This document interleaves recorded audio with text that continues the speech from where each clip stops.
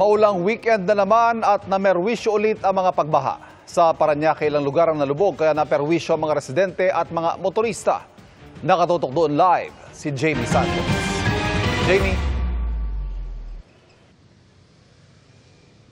Ivan, walang bagyo pero binaha ang ilang kalsada dito nga sa lungsod ng Parañaque matapos bumuhos ang malakas na ulan kanina. Abot tuhod agad ang baha sa kahabaan ng Dr. A. Santos Avenue sa may barangay San Dionisio. Ang magkabilang lane nito hindi madaanan ng maliliit na sasakyan. Ang bahang naranasan sa Parañaque ay resulta ng malakas na buhos ng ulan kaninang umaga.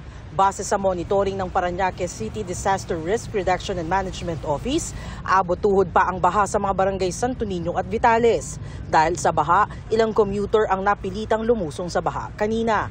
May mga stranded ring motorista. Bukod kasi sa di na kinaya ng maliliit na sasakyan ang taas ng baha, takot ang ilang ilusong sa baha ang kanilang mga sasakyan. Pagtila ng ulan, matinding traffic naman ang naranasan ng mga commuter at motorista. Ang ilan ngang nainip na sa traffic, naglakad na lang. Hanggang bintiri ng baha sa daan patungong NAIA Terminal 3 sa Pasay City. Naranasan din ng malakas na ulan sa ilang bahagi ng EDSA ngayong hapon tulad sa EDSA Ortigas. Pati sa EDSA Boni na gutter deep ang baha at sa EDSA Guadalupe na may naipon na ring tubig sa kalsada.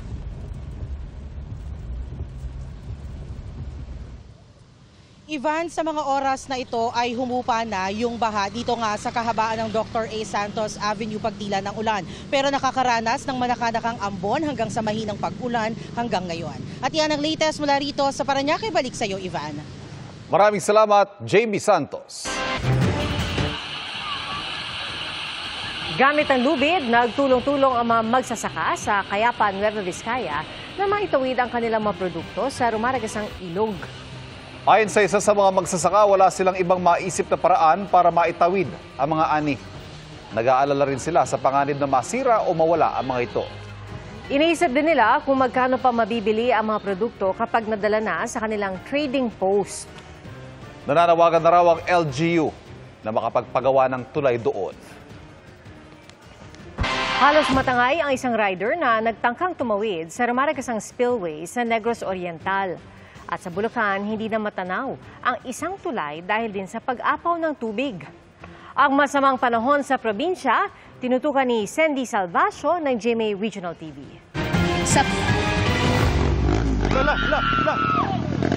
Sinusubukang tumawid ng rider na ito sa umapaw na spillway sa Ayungon, Negros Oriental nang muntik matangay ng tubig. Tinulungan siya ng iba pang stranded sa lugar hanggang sa tuluyang makatawid.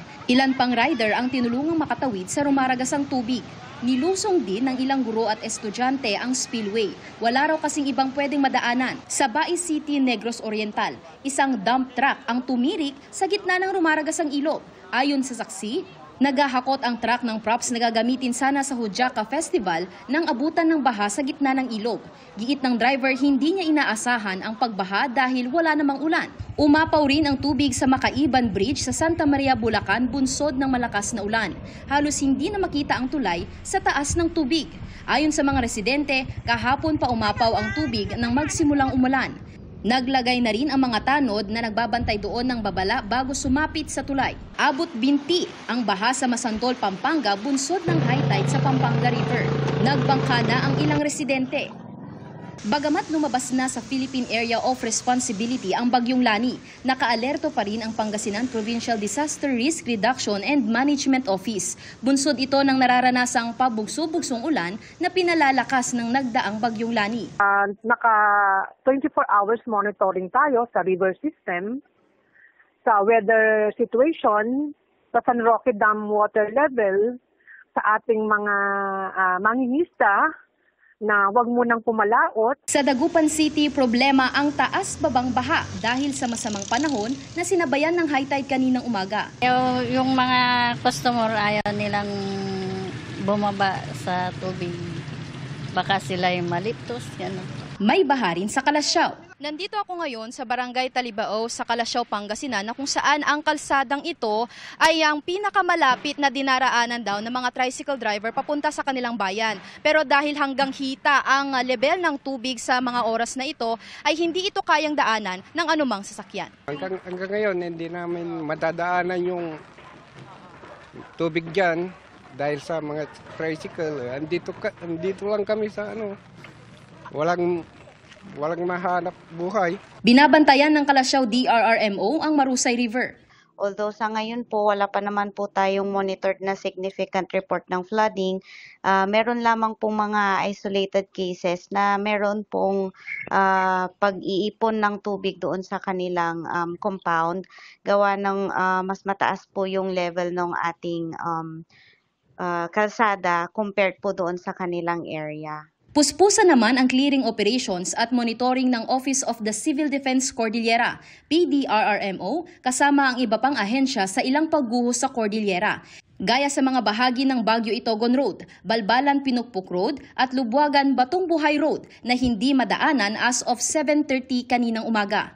Para sa GMA Regional TV at GMA Integrated News, Sandy Salvacio, nakatutok 24 oras.